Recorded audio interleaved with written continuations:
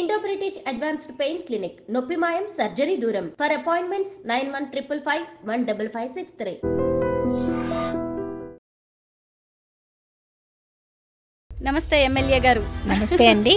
ఒక డాక్టర్గా ఉన్న మీరు రాజకీయ రంగ ప్రవేశం ఎలా చేశారు? బేసిక్గా అండి, మా హస్బెండ్ వాళ్ళ వైపు మొత్తం పొలిటికల్లే. రాజకీయ పరిణామాల నేపథ్యంలో వారికి క్యాస్ట్ సర్టిఫికేట్ రద్దు చేశారు. తప్పనిసరి పరిస్థితుల్లో నేనున్నాను అని నేను ముందుకు రావడం జరిగింది. ప్రజలు నన్ను ఆదరించడము, మాకు సీట్ రావడం, గెలవడం అంతా. డాక్టర్ గారు అని పిలిస్తే ఎక్కువ హ్యాపీ అనిపిస్తుందా, ఎమ్మెల్యే గారు అని పిలిస్తే ఎక్కువ అనిపిస్తుందా హ్యాపీగా? అంటే పెద్ద క్వశ్చన్. నిజం చెప్పనా, ఎప్పుడైనా ఎక్స్పెక్ట్ చేశారా నేను ఎమ్మెల్యేని అవుతాను, అవ్వాలి అని ఎప్పుడైనా కోరుకున్నారా? అది మా హస్బెండ్ క్యాస్ట్ సర్టిఫికేట్ క్యాన్సిల్ చేసినప్పుడు కోరుకున్నాను. సండ్ర వెంకట వీరయ్య గారు లాంటి సీనియర్ నేతను మీరు ఎదిరించారు. పైగా సత్తుపల్లిలో ఇంతవరకు ఒక మహిళా ఎమ్మెల్యే గెలవలేదు. అలాంటి చోట మీరు విజయ బావుట ఎగరవేశారు. దానికి గల కారణాలు ఏమనుకుంటున్నారు మీరు? దానివల్ల సానుభూతి ఇంకా పెరిగింది, నన్ను ఓన్ చేసుకున్నాను. అయితే కొత్తగా 6 మంత్రి పదవులు ఇవ్వబోతున్నారు. అందులో రాగమయ్య గారు ఉన్నారు, ఆవిడ పేరు కూడా వినిపిస్తోంది ఆ లిస్ట్లో. మీకేమైనా హింట్స్ ఉన్నాయా? ఎమ్మెల్యేగా మీకు ఏడాది గడిచిపోయింది. ఇప్పటి వరకు మీరు చేసిందేంటి మీ నియోజకవర్గానికి? కొంత అవినీతి కావచ్చు, లేదంటే కొంతమంది కాంట్రాక్టర్స్ దగ్గర డబ్బులు, అధికారులు, ఇలాంటి మాటలు కూడా వినిపించాయి. ఇవన్నీ ఆరోపణలేనంటారా? దీని మీద మీరు ఏం చెప్తారు? Open challenge. ఒకరి దగ్గర నేను ₹1 తీసుకున్నాం, నేను కానీ మా హస్బెండ్ కానీ అని నిరూపిస్తే రాజీనామా చేస్తాను. డాక్టర్ రాగమయ్య గారు జస్ట్ ఎమ్మెల్యే మాత్రమే పేరుకి, మొత్తం నడిపించేదంతా కూడా దయానంద్ గారు అంటున్నారు. మీరేమంటారు దీని మీద? ఇది పూర్తిగా అవాస్తవం అండి. ఎందుకంటే ఒక జీతం మీద ఇద్దరం పని చేస్తున్నాం. మరి అంతేనండి, నాకు ఒక్కదానికే జీతం, ఇద్దరం పని చేస్తున్నాం. మాత్రమే ఎమ్మెల్యే జీతం ఇస్తుంది, ఇద్దరం పని చేస్తున్నాము.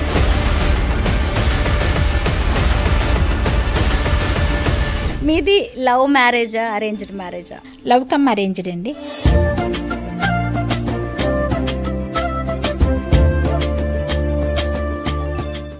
అందరికీ నమస్కారం. నేను Swaroopa Potlapalli. Welcome to I dream.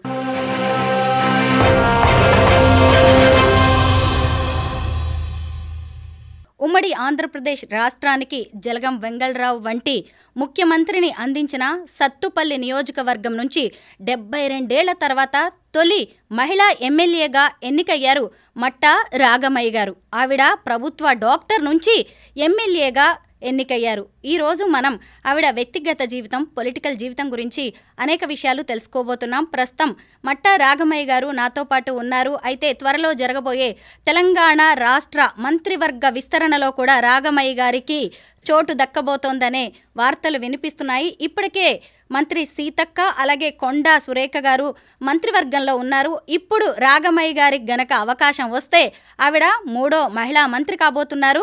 Ragamayi గారితో ఇప్పుడు మాట్లాడదాం. నమస్తే ఎమ్మెల్యే గారు. నమస్తే అండి. అసలు ముందుగా మీ పొలిటికల్ జర్నీ చూస్తుంటే భలే ఇంట్రెస్టింగ్గా అనిపించింది. ఒక డాక్టర్గా ఉన్న మీరు రాజకీయ రంగ ప్రవేశం ఎలా చేశారు? బేసిక్గా అండి, మా హస్బెండ్ వాళ్ళ వైపు మొత్తం పొలిటికల్లే. మా అత్తయ్య గారు ఎంపీపీగా చేశారు, మా హస్బెండ్ ఒకసారి కౌన్సిలర్గా చేశారు. తర్వాత 2014లో ఎమ్మెల్యేగా కంటెస్ట్ చేసి స్వల్ప తేడాతో ఓడిపోవడం జరిగింది. తర్వాత రాజకీయ పరిణామాల నేపథ్యంలో వారికి క్యాస్ట్ సర్టిఫికేట్ రద్దు చేశారు, రాత్రికి రాత్రి వితౌట్ ఇంటిమేషన్. సో తప్పనిసరి పరిస్థితుల్లో నేనున్నాను అని నేను ముందుకు రావడం జరిగింది. ఆ విధంగా ప్రజలు నన్ను ఆదరించడము, సర్వేల్లో నేను ఫస్ట్ రావడము, మాకు సీట్ రావడం, గెలవడం అంతా అలా చకచకా జరిగిపోయినాయండి. మీ హస్బెండ్ దయానంద్ గారు 2014లో వైసీపీ నుంచి కంటెస్ట్ చేశారు, ఇదే సత్తుపల్లి నియోజకవర్గం నుంచి. అయితే ఆ తర్వాత కూడా పలు ఎన్నికల్లో ఆయన పార్టిసిపేట్ చేయడం, ఆయన అందులో పాల్గొనడం అనేది జరిగింది. అయితే మరి ఈ ఎన్నికలకి 2023కి వచ్చేసరికి కాస్ట్ సర్టిఫికేట్ విషయంలో ఎందుకు ఇబ్బందులు ఎదురయ్యాయి? ఎందుకు అంటే బీఆర్ఎస్ వాళ్ళకి భయం వేసింది. ఎందుకంటే దయానంద్ గారు నించుంటే మినిమం 50,000 మెజార్టీతోటి గెలుస్తారు. అందుకని ఆయన క్యాస్ట్ సర్టిఫికేట్ అక్రమంగా రద్దు చేయించారు. చేపిస్తే దానివల్ల ఆయన బరిలో ఉండరు అనుకున్నారు. వాళ్ళ గెలుపు సునాయాసం అవుతుంది. ఎందుకంటే మేము తప్ప వేరే ఎవరిని కాంగ్రెస్ నుంచి నించోబెట్టినా సండ్ర వెంకట వీరయ్య గారి గెలుపు సునాయాసం అనమాట. దానికోసం చేశారు. కానీ వాళ్ళు నేనున్నానన్న విషయం మర్చిపోయారు. నిజమే. మీరు సడన్గా వచ్చేసారా? అప్పటిదాకా మీకు కూడా ఈ ఎలక్షన్స్ కానీ పాలిటిక్స్ అంటే ఇంట్రెస్ట్ ఉందా? అంటే ఉన్నా కూడా నేను డాక్టర్ కదండి. నాకు వైద్యం అంటేనే ఎక్కువ ఇష్టము. ఎక్కువగా వచ్చేదాన్ని కాదు, అయితే మొత్తం అబ్జర్వ్ చేసేదాన్ని, నా సలహాలు ఇచ్చేదాన్ని. ఎన్నికలప్పుడు నేను కూడా ప్రచారం చేయడం కానీ, అత్తయ్య గారితో పాటు అత్తయ్య గారి ఎలక్షన్స్కి తిరిగాను, మా హస్బెండ్ ఎలక్షన్స్కి తిరిగాను, మేనేజ్ చేశాను. పోల్ మేనేజ్మెంట్ ఇవన్నీ చేశాను, కానీ ప్రత్యక్షంగా నేను ఎక్కువ పార్టిసిపేట్ చేసేదాన్ని కాదు. అయితే ఎమ్మెల్యేగా గెలవడం అనేది మీకు ఎంత సంతోషాన్ని ఇచ్చిందో, ఇక్కడ సీటు తెచ్చుకోవడం అనేది కూడా మీకు ఇబ్బందులు ఎదురయ్యాయి. క్యాస్ట్ విషయంలో ఇబ్బందులు ఎదురయ్యాయి. అలాగే మీరు మొదటి నుంచి ఎవరినైతే పొంగులేటి శ్రీనివాసరెడ్డి గారిని అనుసరిస్తూ వాళ్ళతోనే ఉన్నారు, ఆయనతోనే విభేదించి మీరు బయటకు వచ్చి మళ్ళీ అసలు అధిష్టానం నుంచి సీట్ తెచ్చుకున్నారు. ఇవన్నీ కూడా ఛాలెంజింగ్గానే నడిచాయి కదా ఈ ఎలక్షన్స్ మీకు? చిన్న కరెక్షన్ అండి, విభేదనం ఏం లేదండి. మేము ఎప్పటికీ పొంగులేటి గారి మనుషులమే. అప్పుడు మంచి టర్మ్స్ ఉన్నాయా? మంచి టర్మ్స్ అండి. అదంతా ఊరికే అపోహ అంతే, ఏం లేదు. మేము అంటే కొంచెం ఒక 2-3 నెలలు గ్యాప్ అనమాట. ఏం లేదు, కాంగ్రెస్లోకి వెళ్ళాలి, అదైతేనే గెలుస్తుంది అని మేము కొంచెం దూరంగా ఉన్నాం అంతే. అంటే మేము అప్పటికి జాయిన్ అవ్వలేదు. పొంగులేటి గారు జాయిన్ అయిందాక మేము వెయిట్ చేసి ఆయనతో పాటే జాయిన్ అవ్వాలని అలానే ఉన్నాము. ఆయన జాయిన్ అవుతున్నప్పుడే మేము కూడా జాయిన్ అయ్యాము. ఆయన ఎదిరించడం ఏమీ లేదు. ఇది తర్వాత మా హస్బెండ్ క్యాస్ట్ సర్టిఫికేట్ క్యాన్సిల్ అయిన తర్వాత లేడీకి సీట్ ఇస్తే బాగుంటుందని రేణుకా చౌదరి గారు బాగా సపోర్ట్ చేశారు మమ్మల్ని. తర్వాత తుమ్మల నాగేశ్వరరావు గారు కానీ, బట్టి గారు కానీ, పొంగులేటి గారు కానీ, అందరి సపోర్టు, అందరి ఆశీస్సులు ఉన్నాయి. మెయిన్ ప్రజల ఆశీస్సులు అండి. సండ్ర వెంకట వీరయ్య గారు లాంటి సీనియర్ నేతను మీరు ఎదిరించారు. పైగా సత్తుపల్లిలో ఇంతవరకు ఒక మహిళా ఎమ్మెల్యే గెలవలేదు. అలాంటి చోట మీరు విజయ బావుట ఎగరవేశారు. దానికి గల కారణాలు ఏమనుకుంటున్నారు మీరు? అంటే నిత్యం ప్రజల్లో ఉండడం. దాదాపు 20 years నుంచి మా హస్బెండ్ కానీ, మా అత్తయ్య గారు కానీ ప్రజలకు సేవ చేస్తూనే వస్తున్నారు. ముఖ్యంగా మా వైద్య వృత్తే ఇందుకు కారణం. మేము ప్రజలకి అందరికీ కూడా కలిసిమెలిసి అందుబాటులో ఉంటూ వస్తాము. ఒక ఫ్యామిలీలా కలిసిపోయాం. 60 సంవత్సరాల నుంచి మా హస్బెండ్ వాళ్ళ ఫ్యామిలీ సత్పల్లిలోనే ఉంటుంది. సో ప్రజలందరితో సంబంధాలు మంచిగా ఉండడం వల్ల వాళ్ళు ఫ్యామిలీలాగా మమ్మల్ని స్వీకరించారు. మెయిన్ సానుభూతి కూడా ఉంది. మేము 2 సార్లు నష్టపోయాము అన్న సానుభూతితో కూడా దయానంద్ గారి క్యాస్ట్ సర్టిఫికేట్ అక్రమంగా రద్దు చేశారు కదా, దానివల్ల సానుభూతి ఇంకా పెరిగింది. నన్ను ఓన్ చేసుకున్నారు. దయానంద్ గారు కూడా మంచి డాక్టర్. జలగం వెంగళరావు గారి కుటుంబంతో కూడా మీ కుటుంబానికి మంచి సంబంధాలు ఉన్నాయి. మీ అత్తయ్య గారు అందరూ కూడా రాజకీయాల్లో ఉన్నారు. అయితే ఆయన కూడా అసలు ఒక ఎమ్మెల్యేగా నిలబడాలి, గెలవాలని ఎంతో ఉత్సాహపడ్డారు. ఆయనకి చాలా ఇష్టం కూడా అలాగా ప్రజాసేవ చేయాలని. కానీ లాస్ట్ మినిట్లో అన్నీ కూడా ఆయనకి కలిసి రాలేదు. కానీ మీరు గెలిచారు. ఏమంటూ ఉంటారు ఆయన? ఇద్దరం ఒకటే కదండి, నేనైనా ఆయన ఇద్దరం ఒకటే, ఎవరు గెలిచినా ఒకటే. అదే అంటారు. ఆయన చాలా ప్రోత్సహిస్తారు. ఆయన లేకపోతే నేను ఈ స్టేజ్లో లేను. నాకు అండదండ ఆయనే. తర్వాత నా స్ఫూర్తి కూడా మా అత్తయ్య గారే. ప్రతి మగాడి విజయం వెనక ఓ మహిళ ఉంటుంది అంటారు కదా, మీ విజయం వెనక? మా హస్బెండ్ ఉన్నారు. ఎందుకంటే నేను పీజీ చేయడమైనా, నేను మ్యారేజ్ అప్పటికి ఎంబీబీఎస్ఏ ఫైనల్ ఇయర్లో ఉన్నాను. నేను పీజీ చేయడమైనా, గవర్నమెంట్ జాబ్ చేయడంకైనా, తర్వాత ఇప్పుడు ఎమ్మెల్యే అవడమైనా మొత్తం మా అత్తయ్య గారు, మా హస్బెండ్ సపోర్ట్. అయితే కొత్తగా 6గురికి మంత్రి పదవులు ఇవ్వబోతున్నారు. అందులో రాగమయ్య గారు ఉన్నారు. ఆవిడ పేరు కూడా వినిపిస్తోంది ఆ లిస్ట్లో. మీకేమైనా హింట్స్ ఉన్నాయా? లేవండి, అధిష్టానం నిర్ణయిస్తుంది. నాకు అర్హత ఉంది, నాకు అందుకు యోగ్యత ఉంది అనుకుంటే కనుక రేవంత్ రెడ్డి గారి ప్రభుత్వం తప్పకుండా అవకాశం ఇస్తారు. కాకపోతే ఒకటే, మా జిల్లా నుంచి ఇప్పటికే సీనియర్ మంత్రులు 3 ఉన్నారు. నేను మొట్టమొదటిసారిగా ఎమ్మెల్యే అయ్యా. నాకంత ఇది కూడా ఆశ కూడా లేదు. ఇస్తే సంతోషం, ఇవ్వకపోయినా సంతోషం. ఇస్తే ఇంకా బాధ్యత ఎక్కువ అవుతుంది, ఇంకా ఎక్కువ సిన్సియర్గా ఇంకా ఎక్కువ పని చేయాల్సి వస్తుంది. ఇవ్వకపోయినా కూడా 100% మా పని మేము చేస్తాం. ఎప్పుడైనా ఎక్స్పెక్ట్ చేశారా నేను ఎమ్మెల్యేనా అవుతాను, అవ్వాలి అని ఎప్పుడైనా కోరుకున్నారా?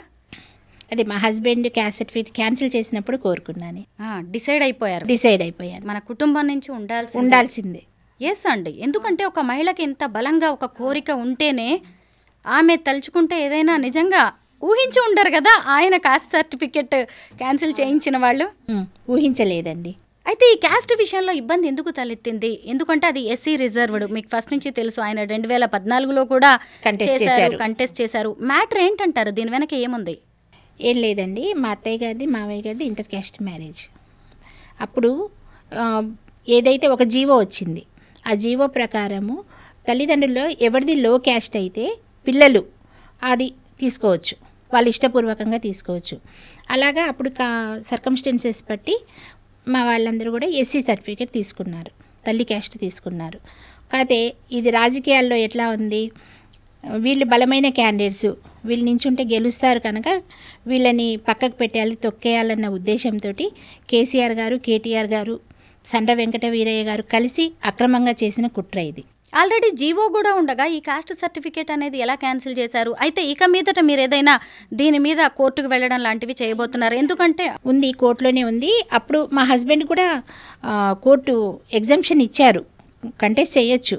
కానీ రిపీటెడ్గా మళ్ళీ ఏమైనా ఎలిగేషన్స్ వస్తాయన్న ఉద్దేశంతో నేనే రంగంలోకి రావడం జరిగింది. ఇప్పుడైతే క్యాస్ట్ సర్టిఫికేట్ క్లియరెన్స్ అవుతుంది, కోర్టులోనే ఉంది, అయిపోతుంది. ఎమ్మెల్యేగా మీకు ఏడాది గడిచిపోయింది. ఇప్పటి వరకు మీరు చేసిందేంటి మీ నియోజకవర్గానికి? మా నియోజకవర్గానికి అండి నేను ఇప్పటివరకు దగ్గర 250 crores నిధులు తీసుకురావడం కానీ, ఇప్పుడు మన రోడ్స్, తర్వాత అంగన్వాడీ బిల్డింగ్స్ కొత్తవి శాంక్షన్ చేయించడము. నెక్స్ట్ మేము హాస్టల్ విజిట్స్కి వెళ్ళేవాళ్ళం. హాస్టల్ విజిట్స్లో పిల్లలు కింద పడుకుంటున్నారు, రెసిడెన్షియల్ స్కూల్స్ తప్ప మిగతా స్కూల్స్లో కింద పడుకుంటున్నారు. అది చూసి మేము మాకు వచ్చిన నిధుల్లోంచి 1.5 crore వాళ్ళకి మంచాల కోసం పిల్లలకి, మా కాన్స్టిట్యున్సీలో ఉన్న పిల్లలందరికీ కూడా అట్లా. తర్వాత డ్రింకింగ్ వాటర్కి ఇబ్బంది అవుతుందని ఒక 6 కోట్లు డ్రింకింగ్ వాటర్ కోసం బోర్లకి, మోటార్లకి అట్లా ఇలా పెట్టాము. మేజర్ ఏంటంటే మాకు సింగరేణి, మీకు తెలిసి సింగరేణి పెద్ద ఇష్యూ మా దగ్గర. ఆ పొల్యూషన్కి ఇదంతా సఫర్ అవుతున్నారు. జాబ్స్ ఏమో అవుటర్స్ని తీసుకొచ్చి పెట్టుకున్నారు. సో మా లోకల్ వాళ్ళకి జాబ్స్ కావాలి, అక్కడ చేసే జాబ్స్ రెగ్యులర్ కాకుండా అన్ఎంప్లాయిడ్ స్కిల్ ఉంటుంది కదండి, స్కిల్ లేబర్స్, అన్స్కిల్డ్ లేబర్ మా వాళ్ళకి ఇవ్వాలి అని 80% లోకల్ వాళ్ళకి కావాలని డిమాండ్ పెట్టాము. బట్టి గారు వాళ్ళందరూ యాక్సెప్ట్ చేశారు.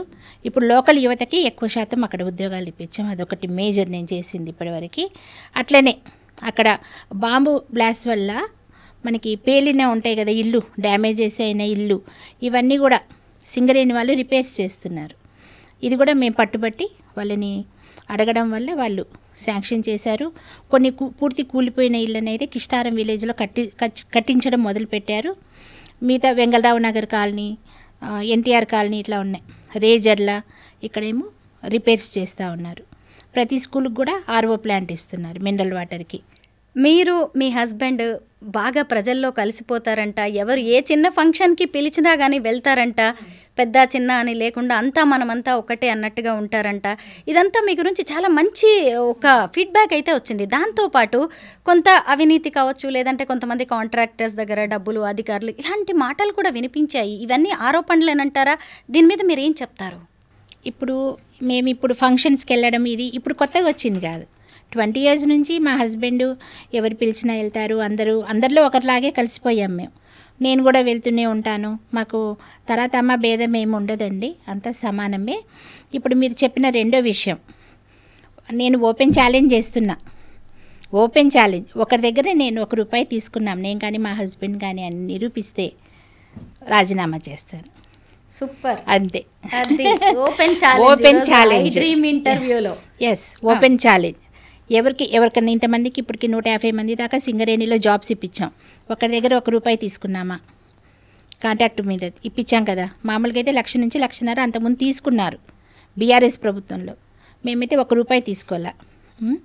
నెక్స్ట్ ఏదైనా పనులైనా సరే, ఏదన్నా రికమెండేషన్ లెటర్స్ అయినా, ట్రాన్స్ఫర్స్ అయినా, ఎందులో కానీ ఏ అధికారి దగ్గర కానీ ఎవరి దగ్గర కానీ ₹1 తీసుకోలేదు. నిరూపిస్తే మాత్రం ఛాలెంజ్ అండి. ఖమ్మం జిల్లా రాజకీయ పరంగా, సామాజికంగా ఎంతో చైతన్యం కలిగి ఉంటుంది. అయితే బీఆర్ఎస్ 10 ఏళ్ల పాలన చూసాం. ఇప్పుడు 10 సీట్లకి 10 సీట్లు కాంగ్రెస్ స్వీప్ చేస్తుందంటే ఇంకొకటి పొత్తు కావచ్చు అని మీరు ఎక్స్పెక్ట్ చేశారా? అలాగే ముగ్గురు మనకి మినిస్టర్స్ వచ్చారు. ఒక డిప్యూటీ సీఎం కూడా బట్టి విక్రమార్క గారు ఉన్నారు, ఆయనే ఆర్థిక మంత్రి. ఇటు చూస్తే తుమ్మల నాగేశ్వరరావు గారు, ఇంకొక వైపు పొంగులేటి శ్రీనివాసరెడ్డి గారు. మీరేమంటారు మన ఖమ్మం జిల్లా గురించి? ఖమ్మం జిల్లా అంటేనే కాంగ్రెస్కి అండి, కాంగ్రెస్ జిల్లా, పెట్టని కోట అంతే, కంచు కోట అంతే. ఎందుకంటే ప్రతిసారి చూస్తున్నాం, 2014లో కూడా మొత్తం టీఆర్ఎస్ హవా ఉన్నప్పుడు కూడా మన ఖమ్మం జిల్లాలో 9 సీట్లు వచ్చినాయి, ఒకే ఒకటి టీఆర్ఎస్కి. 2018లో కూడా అంతే, ఒకే ఒకటి టీఆర్ఎస్, మిగతా అన్నీ కూడా కాంగ్రెస్కి.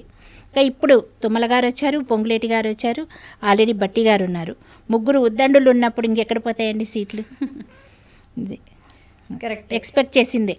ఓ గ్రేట్, ముందు నుంచే అనుకున్నారు, ముందు నుంచే అనుకున్నది.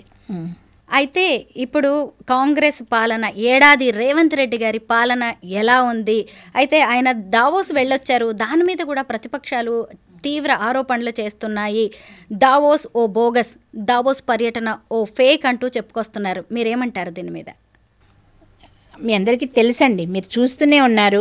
ఏదైనా అభివృద్ధి చేస్తున్నారంటే దాని మీద బురద జల్లడమే ఒక పనిగా పెట్టుకున్నారు ప్రతిపక్షాలు. వాళ్ళు 10 సంవత్సరాల్లో ఏమీ చేయలేకపోయారు, ఇప్పుడు మేం చేస్తుంటే సహించలేకపోతున్నారు.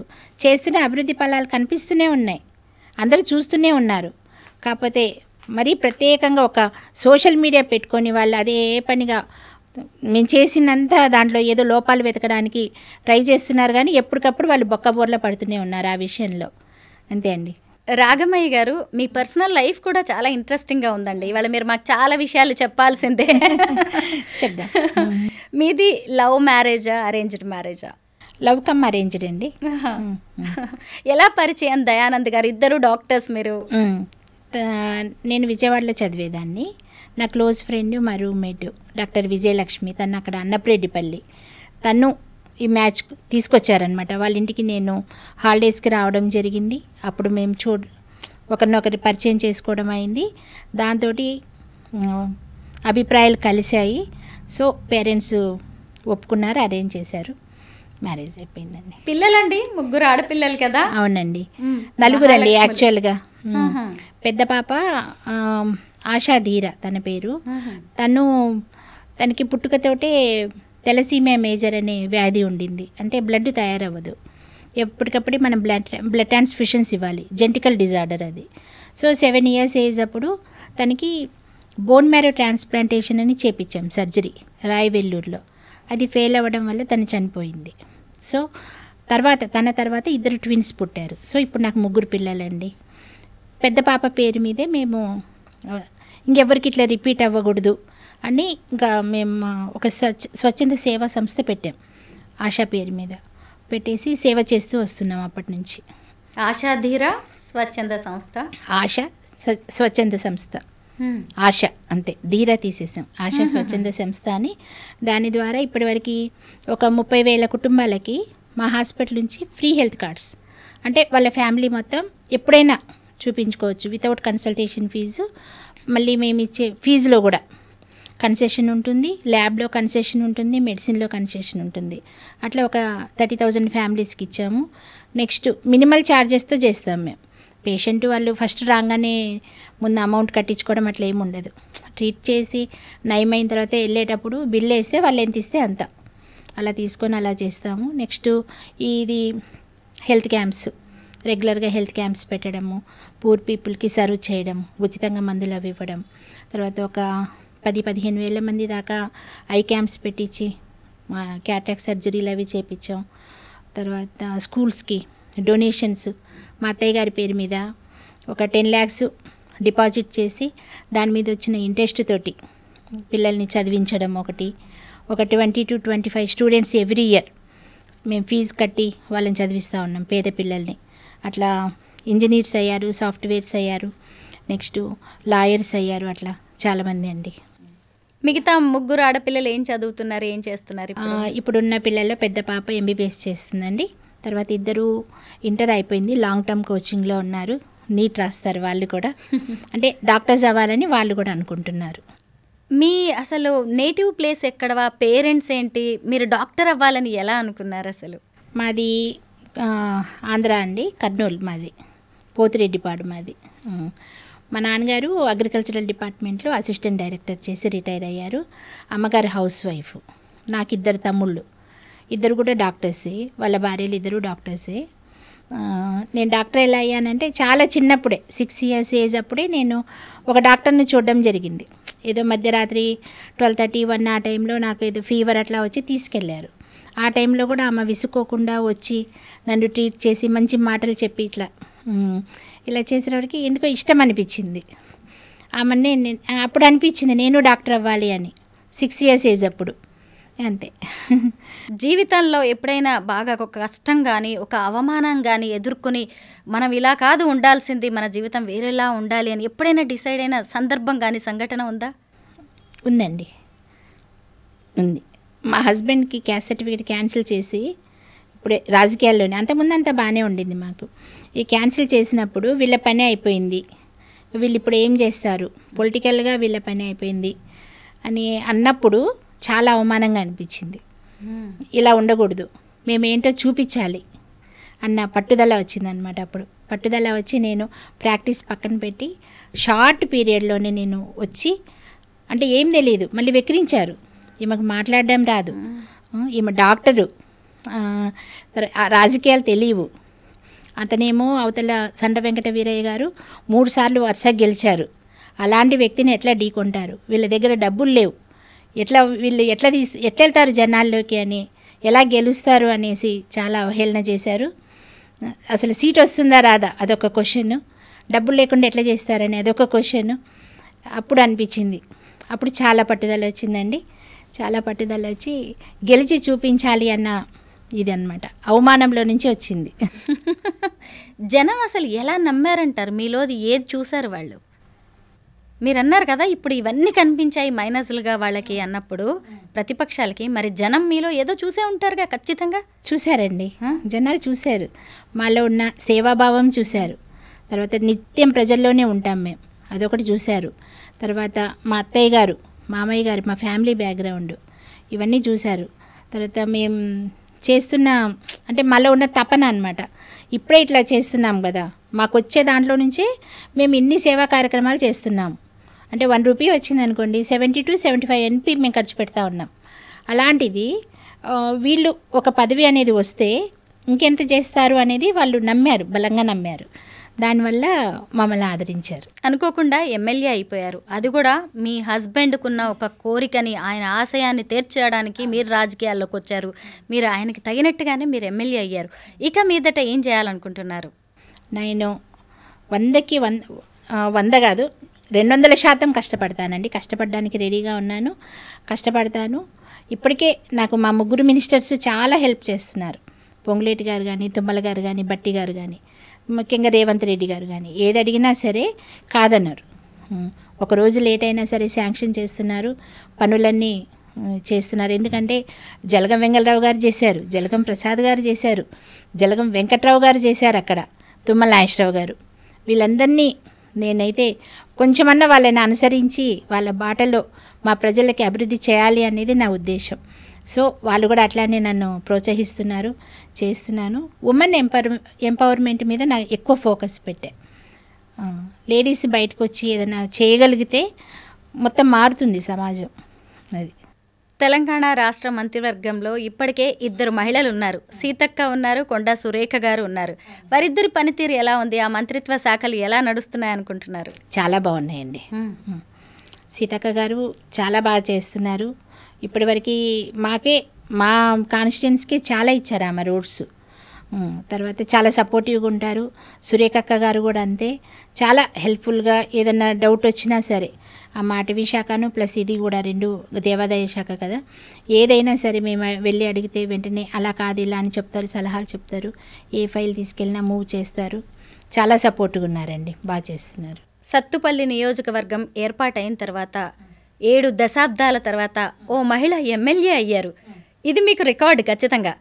అయితే ఇప్పుడు సీతక్కతో పాటు అలాగే కొండా సురేఖ గారు, ఇప్పుడు ఆ లిస్ట్లో మీ పేరు వినిపిస్తోంది. నిజంగా కనుక ఒకవేళ అన్ని ఈక్వేషన్స్ సెట్ అయిపోయి మీకు గనక మంత్రి పదవి వస్తే ఇది ఖచ్చితంగా ఇంకో రికార్డే కదా? అవునండి, ఖచ్చితంగా రికార్డే అవుతుంది. అవకాశాలు లేవా? మీరేమన్నా ఎప్పుడైనా రేవంత్ గారిని ఆ దిశగా అడిగారా? నేను అడగలేదండి, ఎందుకంటే వాళ్ళే చూస్తారు. ఇవ్వచ్చు వీళ్ళు పని చేయగలరు అనుకుంటే కనుక ఖచ్చితంగా ఇవ్వాలని ఉంటే కనుక ఖచ్చితంగా అవకాశం ఇస్తారు. నాకు ఆ నమ్మకం ఉంది. ఇవ్వకపోయినా కూడా నేను ఇంకా నేర్చుకోవాల్సింది చాలా ఉంది. ఫస్ట్ టైం ఎమ్మెల్యే కదా, చాలా నేర్చుకోవాలి ఇంకా. సో ఇవ్వకపోయినా పర్వాలేదు, ఇచ్చినా పర్వాలేదు, రెండూ సంతోషమే. ఇప్పటికే ఖమ్మం జిల్లాకి 3 మంత్రి పదవులు, ఒక డిప్యూటీ సీఎం గారు ఇవన్నీ ఉన్నాయి కాబట్టి, రెవెన్యూ మినిస్టర్ గారు ఉన్నారు, వ్యవసాయ శాఖ మినిస్టర్, అన్నీ మన దగ్గరే. మొత్తం కీలకం. అవును, ఇచ్చినా ఇవ్వకపోయినా రెండిట్లో అవును ఏదైనా మీకు ఏదైనా, నేనైనా అవ్వకపోయినా మా జిల్లాలో 3 మంత్రులు ఉన్నారు, చాలంటారు అంతే. అయితే మీ కుటుంబంలో మొత్తం 25 మంది డాక్టర్స్ ఉన్నారంట. అవునండి. ఏంటి అసలు వాళ్ళందరూ ఎవరు, ఎలా అసలు ఇలా డాక్టర్స్ అయ్యారు ఒక కుటుంబం నుంచి? పైగా మీ ఇంట్లో కూడా మీ వారు డాక్టరు, మీరు డాక్టరు, మీ పాప కూడా. మా పాప డాక్టర్, తర్వాత ఇద్దరు కూడా నెక్స్ట్ ఇయర్ వాళ్ళు కూడా జాయిన్ అవుతారు. సో అంటే మా ఆడపడుచుల పిల్లలు, మా బావగారి పిల్లలు, వీళ్ళందరూ కూడా అనమాట.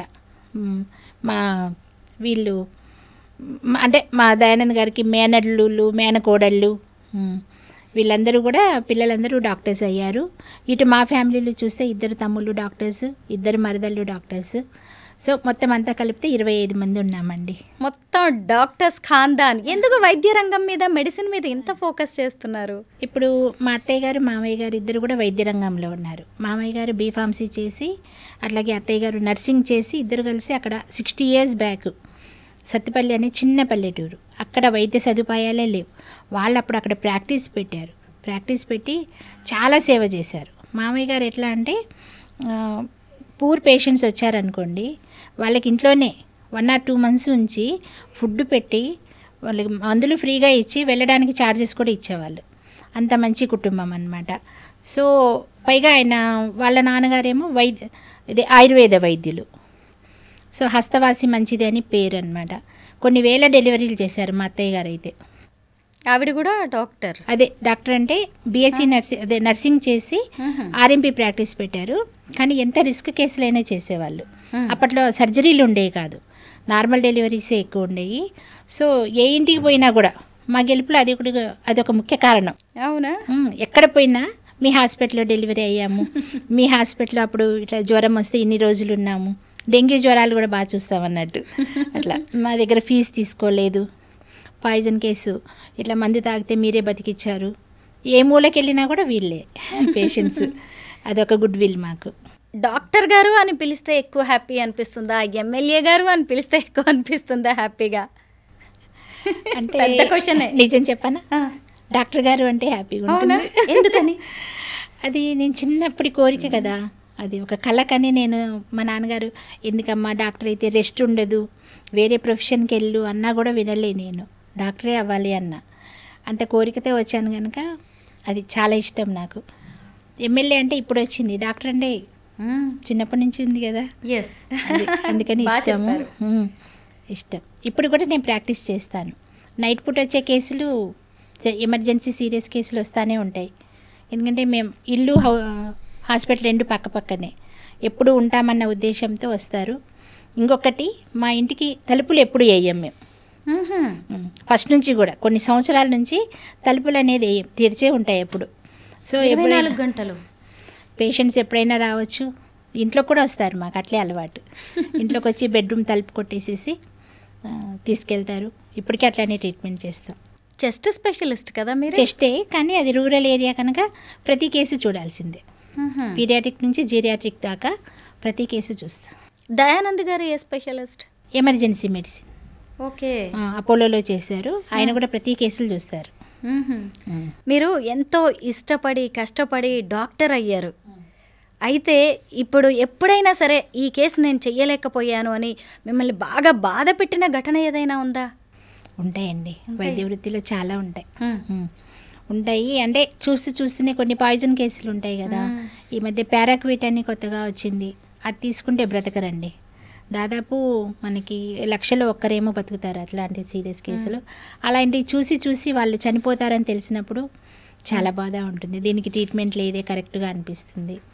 నెక్స్ట్ కొన్ని మనం అవాయిడ్ చేయలేం, మన కళ్ళ ముందే చనిపోతారు. అలాంటివి చూసినప్పుడు బాగా బాధపడతాను. డాక్టర్గా మీకు బాగా సంతోషాన్ని ఇచ్చిన కేసు కానీ సంఘటనలు ఏమైనా చాలా ఉన్నాయా? ఉన్నాయండి, చాలా ఉన్నాయి. ఆ, ఒకటైతే బాగా గుర్తుండిపోయింది. ఒక 6-7 ఇయర్స్ బ్యాక్ పొద్దున్నే తెల్లవారుజాము 4ంటికి వచ్చారు పేషెంట్. నేను వెళ్ళేటప్పటికి ఆమెకి పల్స్ లేదు, బీపీ లేదు. జస్ట్ వరండాలో అట్లా బెంచ్ మీద పడుకోబెట్టేశారు, లోపలికి తీసుకెళ్లే టైం కూడా లేదు. అప్పుడు నేను ట్రీట్మెంట్ ఇస్తే 10 నిమిషాల్లో అమ్మాయి రికవరీ అయిపోయింది. అది మాత్రం చాలా, అంటే ఇంకా నియర్గా చనిపోయినట్టే. అలాంటి ఆమె ఏం లేదు అక్కడ నా దగ్గర, ఐసీయూ లేదు, ఏం లేదు. అలాంటిది రికవరీ అయింది కదా, చాలా ఆనందం వేసింది కదా. ఊహించనంత నిజమే. ఒక డాక్టర్కి ఎప్పుడైనా ఒక క్రిటికల్ కేసు హ్యాండిల్ చేసినా కానీ, ఎవరికైనా ప్రాణం పోసినా, ఇది ఇక బతకరు అన్న వాళ్ళని బతికించినప్పుడు కలిగే ఆనందం అంతే కదండి. వైద్యో నారాయణో హరి అంటే అందులో కార్పొరేట్ హాస్పిటల్ కాదు అది, ఐసీయూ లేదు అక్కడ. బెంచ్ మీద పడుకోబెట్టున్నామా రికవరీ అయిందంటే నిజంగా చాలా, ఆ రోజు నాకు చాలా ఆనందం వేసింది, ఇంకా మర్చిపోలేకపోతున్నాను నేను అది. అట్లనే మా హస్బెండ్ ఒకటి అది స్నేక్ బైట్, ఇంకా నియర్ ఇంకొక 2 minutes ఉంటే చనిపోతుంది ఆమె, తెలుస్తుంది ఇంకా లాస్ట్ గ్యాస్పింగ్స్ అంటారు ఆ స్టేజ్లో ఉంది. ఆయన వచ్చారు, చేశారు, వెంటనే రికవరీ అయిపోయిందండి. ½ an hourలో లేచి కూర్చుందాము. ఇలాంటి కేసులు చాలా. మహిళలకి ఇప్పుడు చాలా టఫ్ కండిషన్స్ ఉన్నాయండి. అడుగు తీసి అడుగు బయట పెట్టాలంటే కూడా కష్టంగా ఉంది. ఏ ఉద్యోగం చేసినా, ఏ వ్యాపారం చేసినా కానీ ఒక ఛాలెంజింగ్గా తీసుకొని చేయాల్సి వస్తుంది. అయితే మీలాంటి వాళ్ళని పాలిటిక్స్లో చూసినప్పుడు నాకు మాత్రం చాలా గర్వంగా అనిపిస్తూ ఉంటుంది. అయితే చాలామంది అనుకుంటారు ఈ రాజకీయాలు అనేవి మనకి కాదు అని అనుకుంటారు. కొత్తగా రాజకీయాల్లోకి రావాలనుకునే మహిళలకి మీరిచ్చే సలహాలు ఏంటి? రావాలండి, మహిళలు ఎక్కువ వస్తేనే రాజకీయాలు పూర్తిగా మారుతాయి. ఏమండి, మహిళలు అది మగవాళ్ళకనే రాసిపెట్టుంది ఏమన్నా రాజకీయాలు? మహిళలు వస్తే చాలా మార్పు వస్తాయి. మార్పు వచ్చి ఇప్పుడు ఉన్నాయన్నీ మారుతాయి అన్నట్టు. నెక్స్ట్ ప్రతి మహిళ కూడా ధైర్యంగా ముందడుగేయాలి. ముందడుగేస్తే సాధించలేనిది ఏమీ లేదు. ముఖ్యంగా ఇంట్లో వాళ్ళు సపోర్ట్ చేయాలండి. అమ్మాయి కదా అని చులకన చేస్తారు ఇప్పటికి కూడా, పల్లెటూళ్ళల్లో కొద్దిగా సైడ్ ఉంచుతున్నారు. చదువు విషయంలో కానీ, ఆరోగ్యం విషయంలో ఇంకా నెగ్లెక్ట్ చేస్తూనే ఉన్నారు. మారాలి, ఇంకా మారాలి. లేడీస్ సపోర్ట్ ఇస్తే మాత్రం ఇండియా కొత్తగా ఉంటుంది. ఇప్పుడు మీరు ఎమ్మెల్యేగా మీ ప్రాంతానికే పరిమితం అయ్యారు. లేదు రేపు అన్నీ కలిసి వస్తే గనక మీరు ఒక మంత్రి స్థాయికి ఎదిగితే మీరు చెయ్యాలనుకునేవి ఎప్పుడైనా ఇది ఉంటే బాగుండు, అది చేస్తే బాగుండు అని ఎప్పుడైనా ఏదైనా అనిపించిందా? అలా చెయ్యాలనుకుంటున్నవి ఏంటి? చాలా ఉన్నాయండి, కొన్ని చెప్పండి. కొన్ని అంటే అదే ఇప్పుడు మహిళలది చెప్పాను కదా, మహిళలకు కూడా ఈక్వల్ అవకాశాలు ఇవ్వాలి, ఆపర్చునిటీస్ జాబ్స్లో కానీ. తర్వాత కొన్ని చోట్ల సేమ్ పని చేస్తారు, ఇంకా చెప్పాలంటే లేడీసే ఇంకొంచెం ఎక్కువ పని చేస్తారు మగవాళ్ళకంటే, అయినా కూడా వాళ్ళకి జీతాల్లో తక్కువ ఇవ్వడం, ఇవన్నీ ఉన్నాయి. తర్వాత పిల్లల్ని కూడా అబ్బాయిల్ని కొంచెం ఎక్కువ హైయర్ స్టడీస్ పంపిస్తున్నారు, లేడీస్ని కొంచెం తక్కువ. అంటే ఇప్పుడు మన సిటీస్లో అంతా బాగానే ఉంది, అంతా పైకి బాగానే ఉంది. బాగా గ్రౌండ్ లెవెల్కి వెళ్తే ఇంకా చాలా చోట్ల ఇట్లాంటి వివక్ష ఉంది. అమ్మాయి అని తెలిస్తే ఇంకా అబార్షన్స్ ఉన్నాయి, ఇంకా జరుగుతూనే ఉన్నాయి. పైకేమో అంతా మనం లేదు, అంతా ఓకే పాజిటివ్ అనిపిస్తుంది. ఇవన్నీ మారాలండి, అలాంటిది మార్చాలి అనేది నాకు చాలా ఇది ఉంది, గట్టిగా ఉంది ఒకటి. నెక్స్ట్ ఎడ్యుకేషన్ మీద చాలా ఉంది. సో ఇప్పుడు ఏంటంటే అమ్మాయిలు బాగా చదివితే ఫ్యామిలీ బాగుపడుతుంది. ఇప్పుడు అమ్మాయిలు కానీ అబ్బాయిలు కానీ ఈ సెల్ ఫోన్ కానీ ఈ సోషల్ మీడియా పిచ్చిలో పడేసి వాళ్ళు సరిగా చదవట్లేదు. ఇంతకుముందులాగా పేరెంట్స్కి రెస్పెక్ట్ ఇవ్వట్లేదు, ఉపాధ్యాయులకి రెస్పెక్ట్ ఇవ్వట్లేదు. ఇంకా కొంచెం డ్రగ్స్ అట్లాంటివన్నీ, గంజాయి ఇట్లాంటివన్నీ యూజ్ చేస్తున్నారు. పక్కన పిల్లల్ని చూసి వాళ్ళని ఇమిటేట్ చేయాలి అంటే లేనిపోని కల్చర్ ఏంటో అది కృత్రిమంగా ఆర్టిఫిషియల్గా ఏంటో వాళ్ళు ఇమిటేట్ చేయడానికి చూస్తున్నారు సినిమాలు చూసి ఒకటి. సో అవన్నీ కూడా పిల్లలకి మనం మంచి మార్గంలో పెట్టడానికి వాళ్ళకి రిపీటెడ్గా మనం ఇవి పెట్టాలండి. ఏమంటారు కౌన్సిలింగ్స్, ఏదన్నా మెడిటేషన్ సెంటర్స్ స్కూల్స్లు కాలేజెస్ నుంచే యోగా ఇట్లాంటివన్నీ నేర్పించుకుంటూ వాళ్ళ కౌన్సిలింగ్స్ పెట్టుకుంటూ కౌన్సిలర్స్ తోటి మంచిగా స్పీచెస్ ఇప్పించుకుంటూ మార్చాలి. మోటివేషనల్ స్పీకర్స్ తోటి అట్లా అనేది నాకు అనిపిస్తుంది. మీ హస్బెండ్ ఆశయాన్ని నెరవేర్చడానికి అంటే ఎమ్మెల్యే కావాలనే ఆయన కలను నిజం చేయడానికి మీరు ఓవర్ నైట్లో నిజంగా ఎమ్మెల్యే అయిపోయారంటే సీట్ తెచ్చేసుకొని మీరు అనుకున్నది కాదు అది, నిజానికి ఆయన కావాలని మీరు కోరుకున్నారు. అయితే చాలా చోట్ల మహిళ పేరుకి మాత్రమే, పదవిలో మాత్రమే ఉంటుంది, కానీ వెనకంతా నడిపించేదంతా భర్తలే ఉంటున్నారు అని చెప్పి అందులో దయానంద్ గారి పేరు కూడా వినిపిస్తోంది. డాక్టర్ రాగమయ్య గారు జస్ట్ ఎమ్మెల్యే మాత్రమే పేరుకి, మొత్తం నడిపించేదంతా కూడా దయానంద్ గారు అంటున్నారు. మీరేమంటారు దీని మీద? ఇది పూర్తిగా అవాస్తవం అండి. ఎందుకంటే ఇప్పుడు చూడండి, ఎమ్మెల్యే నేనే, కానీ పబ్లిక్ రిలేషన్స్ ఆయన 20 years నుంచి జనాల్లో ఉన్నారు. మగవాళ్ళు ఏం చేస్తున్నారంటే నాతో మాట్లాడడానికి కొంచెం ఇబ్బంది ఫీల్ అవుతున్నారు. సో ఏదైనా చెప్పాలి అంటే ముందు దయానంద్ గారితో మాట్లాడతాం మేడం, సార్ ఏమన్నారో సారే మీకు చెప్తారా అంటున్నారు. సో అట్లా వాళ్ళకున్న ర్యాపో వల్ల అట్లా దయానంద్ గారిని అప్రోచ్ అవుతారు. నెక్స్ట్ మీరు అన్నది ఇంకోటి ఉంది, దయానంద్ గారు కానీ నేను కానీ హాస్టల్ విజిట్స్ వెళ్తాం, హాస్పిటల్ విజిట్స్ వెళ్తాం. నెక్స్ట్ ఇక చుట్టుపక్కల ఉపాధి హామీ కూలీల దగ్గరికి వెళ్తాం. ఇట్లా ఏది వెళ్ళినా ఇద్దరం కలిసి వెళ్ళడం మాకు ఫస్ట్ నుంచి అలవాటు. వెళ్ళినప్పుడు అక్కడ పరిస్థితులు ఎట్లా ఉన్నాయి, స్థితిగతులు ఎట్లున్నాయి, మనం ఇంకా ఏ విధంగా మెరుగుపరచవచ్చు. హాస్టల్కి ఒక పేరెంట్ లాగా వెళ్ళొచ్చు కదా, ఆయన ఏమి ఇన్స్పెక్షన్ కాదు, ఒక పేరెంట్ లాగా వెళ్ళి పిల్లలకు నాణ్యమైన ఫుడ్ అందుతుందో లేదో మీరైనా వెళ్ళొచ్చు, ఎవరైనా వెళ్ళొచ్చు, సామాన్యులైనా వెళ్ళి తనిఖీ చేయొచ్చు కదా. అలా నాణ్యమైన ఫుడ్ అందుతుందా లేదా చూడడము, లేకపోతే స్కూల్లో ఇంకేమైనా వసతులు కావాలా, పిల్లలకు టాయిలెట్స్ ఎట్లా ఉన్నాయి, ఇవన్నీ చెక్ చేసుకోవడం కోసము ఇట్లా అన్ని చోట్లకి తిరగడం ఆయనకు అలవాటు. ఇప్పుడు కొత్తగా వచ్చింది కాదు, ఎప్పటి నుంచో ఇది స్వచ్ఛంద సేవా సంస్థ తరపు నుంచి చేసినప్పటి నుంచి మాకు అలవాటు. సో అలా వెళ్తున్నాం కానీ ఎవరినైనా వేధించడం ఉందా, ఎవరినైనా డబ్బులు డిమాండ్ చేయడం ఉందా, అవినీతి చేయడం ఉందా, ఏమి లేదే. ఒక జీతం మీద ఇద్దరం పని చేస్తున్నాం. మరి అంతేనండి, నాకు ఒక్కదానికే జీతం, ఇద్దరం పని చేస్తున్నాం, మాత్రమే ఎమ్మెల్యే జీతం ఇస్తుంది, ఇద్దరం పని చేస్తున్నాము. నేను ఇప్పుడు ఇక్కడ పాయింట్ పోనీ మేము ఎవరినైనా అధికారులను వేధించి సతాయించి వాళ్ళని బ్లాక్మెయిల్ చేసి ఇట్లా ఏం చేయట్లేదు కదా. అలా చేస్తే మీరు అనాలి, అలా ఎవరైనా సరే. ఇదంతా ప్రతిపక్షాలు మాకు ఏదైనా మంచి పేరు వస్తుంటే సహించలేక ఇవన్నీ చేస్తున్నారు. అంటే రాజకీయాలు అనకూడదు కానీ చెప్పాల్సి వస్తుంది, వాళ్ళు చేసిన ప్రయత్నమే ఇదంతా కూడా. నెక్స్ట్ ఇంకొకటి, నేను ఇప్పుడు హైదరాబాద్ వస్తాను పనుల మీద, అసెంబ్లీ ఉన్నప్పుడు అప్పుడు దయానంద్ గారే కదా కాన్స్టిట్యున్సీలో ఉండేది. ఆయన ఏదున్నా కూడా ఆయన చూసుకుని నా దాకా తీసుకొస్తారు. సో సేవ చేస్తున్నామండి, ఇప్పుడు ఇద్దరం కలిసి సేవ చేస్తున్నాం అంతే. ఒక జీతం మీద ఇద్దరం పని చేస్తున్నాం. మేమే కాదు, ప్రియాంక గాంధీ గారు మా ప్రచారానికి వచ్చినప్పుడు ఆమె అన్నారు, ఆమె చెప్పారు. సో రాగమయ్యని గెలిపిస్తే మీకు 2 ఎమ్మెల్యేలు ఉంటారు, 2 పని చేస్తారు అని ఆమె చెప్పారు. నైస్. ప్రియాంక గాంధీ గారే మీ గురించి ఇలా చెప్పారు అంటే ఆమె మాటల్ని నిజం చేస్తున్నారు అంతే. అంతే. ఇంకా ఏమైనా బిజినెస్లు ఉన్నాయా అండి మీకు హాస్పిటల్స్ కాకుండా? లేదండి, హాస్పిటల్ ఒకటేనండి. హాస్పిటల్లో ఫస్ట్ నుంచి అంతే, హాస్పిటల్లో ఉన్న డబ్బుని ప్రజాసేవకు వినియోగిస్తున్నాం. ఇప్పుడు అంతే, హాస్పిటల్ మీద వచ్చే డబ్బుని ప్రజాసేవకు వినియోగిస్తున్నాం. అంటే మామూలుగా సామాన్యులు ఇలా డాక్టర్స్ కూడా రాజకీయాల్లోకి రావచ్చు, మిమ్మల్ని మీరు ప్రూవ్ చేసుకోవచ్చు అని మీలాంటి వాళ్ళు నిజంగా చూపిస్తున్నారు, చేసి చూపించారు. ఎందుకంటే డబ్బున్న వాళ్ళకి, లేదంటే నెపోటిజం వాళ్ళకి రాజకీయాలు అనే కొంతమందికి ఉంది కూడా ఇలాంటి అపోహ ఉందండి. కాకపోతే చూడండి, ఇప్పుడు వచ్చిన రేవంత్ రెడ్డి సర్కార్లో మేమంటే సరే డాక్టర్స్, ఇప్పుడు మందుల సామేల్ గారు ఉన్నారు, ఆయనకైతే 50,000 కూడా లేవంట అకౌంట్లో. అలాంటి ఆయన ఎమ్మెల్యే.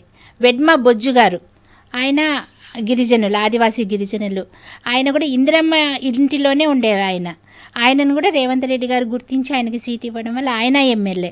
ఇట్లా బాగా లో ప్రొఫైల్ ఉన్న వాళ్ళని, పూర్వాళ్ళని కూడా చూడకుండా ప్రజల్లో ఎవరికైతే మంచి పేరుందో వాళ్ళనే సెలెక్ట్ చేసుకున్నారు రేవంత్ రెడ్డి గారు. సో ఇవాళ కాంగ్రెస్ ప్రభుత్వం ఉంది, ఈ పథకాలు కూడా మంచిగా అమలు అవుతున్నాయి, మంచిగా పనిచేస్తున్నాం. మరి త్వరలో లోకల్ బాడీ ఎలక్షన్స్ కూడా జరగబోతున్నాయి. అవునండి. ఎలా దానికి సిద్ధమవుతున్నారు మీరు? ఎందుకంటే ఎమ్మెల్యేది కీలక పాత్ర కదా, మీరు కూడా ప్రచారాలకు వెళ్ళాలి, సీట్లు ఇవ్వడంలో ముఖ్య పాత్ర మీదే. మాకు ఎలాగైతే సర్వేలు నిర్వహించి అర్హులను ఎన్నుకున్నారో మేము కూడా అదే పందాలో ప్రజల్లో ఎవరైతే ఉండి మంచిగా పనిచేస్తారో, ఎవరైతే యాక్సెప్ట్ చేస్తారో ప్రజలు, వాళ్ళని గుర్తించి మేము ఖచ్చితంగా అర్హులకు ఇస్తాము. అలానే ఎట్లాంటి అవినీతి లేకుండా చేసే వాళ్ళకే ఇస్తాం, క్యాండిడేట్స్ని ఇచ్చి వాళ్ళని ఖచ్చితంగా గెలుస్తారండి. ఎందుకంటే కాంగ్రెస్ పథకాలు చాలా బాగున్నాయి. సో ప్రజలైతే బయట వచ్చే ప్రచారం వేరే ఉంది, కానీ రూట్ లెవెల్కి వెళ్తే ప్రజలైతే చాలా సాటిస్ఫాక్షన్ తోటే ఉన్నారు. అందరికీ రైతు భరోసా వచ్చింది, రేపటి నుంచి వస్తుంది కదా. రైతు రుణమాఫీ చాలామందికి అయిపోయిందండి. తర్వాత మెయిన్ బోనస్ వచ్చింది. బోనస్ వల్ల రైతులందరూ హ్యాపీ ఉన్నారు. తర్వాత అందరికీ ఉద్యోగాలు చాలామందికి వచ్చాయి. ఇలా చాలా అన్ని వర్గాల్లో బాగానే ఉందండి. దాంతో కరెంటు చాలా వరకు దాదాపు 99% ఫ్రీనే ఉంది. సో మా పథకాలు మమ్మల్ని గెలిపిస్తాయి. ఓ నైస్. స్థానిక సంస్థల ఎన్నికల్లో సీట్ల కేటాయింపులో మహిళలకు ప్రాధాన్యం ఇచ్చే అవకాశం ఏమైనా ఉందా? ఉంటుందండి, ఉంటుంది. ఎందుకంటే ఆల్రెడీ ఉన్నాయి, ఇంకా ఇప్పుడు మళ్ళీ కొన్ని రిజర్వేషన్స్ మారొచ్చు. దాన్ని బట్టి చూసి మేము దాన్ని బట్టి ఇచ్చేస్తాం. ఇప్పటికే ఆల్రెడీ నేను వచ్చిన తర్వాత market committee chairman, Kalluru market committee chairman మహిళకే ఇచ్చాను. ఇట్లా మహిళలని ప్రోత్సహిస్తున్నాం అనమాట. ఎస్, ఎంతో కొంత ఉంటుంది. మనం కూడా అలా వచ్చిన వాళ్ళమే కదా, ఆడవాళ్ళకి ఇద్దాం అవకాశం. ఆడవాళ్ళది కూడా వేరుగా ఉంటుందండి వాళ్ళ అడ్మినిస్ట్రేషన్, ఏ మాటకి ఆ మాటే బాగుంటుందండి. నిజమే, అవును. మనకి ఇంకేముండదు, ఇల్లు పిల్లలు, తర్వాత ఏ పని అప్పగిస్తే ఆ పని. మల్టీ టాలెంటెడ్ ఉంటారు కదా ఒకసారి. అవును, లేడీస్ ఒకసారి అన్ని పనులు చక్కబెట్టుకోగలరు. అవును. Thank you so much MLA doctor Ragamayi గారు. మేము అడగగానే మా ఇంటర్వ్యూకి వచ్చి ఇంత చక్కగా మేము అడిగిన ప్రతి క్వశ్చన్కి కూడా ఎంత క్లారిటీగా మాకు ఆన్సర్ ఇచ్చారో థ్యాంక్ యూ సో మచ్ అండి. థ్యాంక్ యూ స్వరూప గారు, థ్యాంక్ యూ వెరీ మచ్.